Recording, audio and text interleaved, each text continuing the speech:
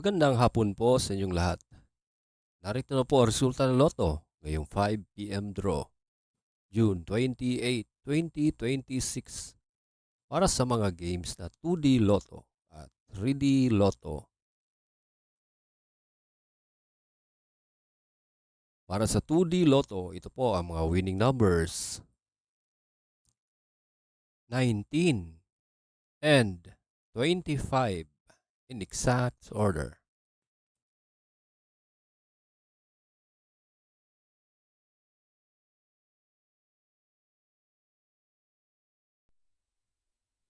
Kung bago ka pa lang sa aking channel, pwede kang mag-like, share, at subscribe para updated kayo sa mga PCSO lottery results araw-araw.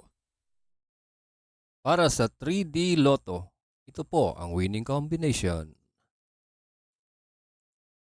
0, 1, and 7 in exact order.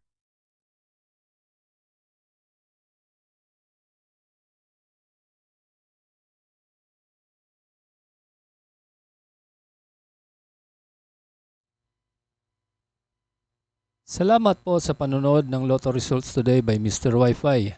Good luck at maglaro ng responsable. Huwag kalimutang mag-like, share at subscribe. Hanggang sa muli, paalam po sa inyong lahat.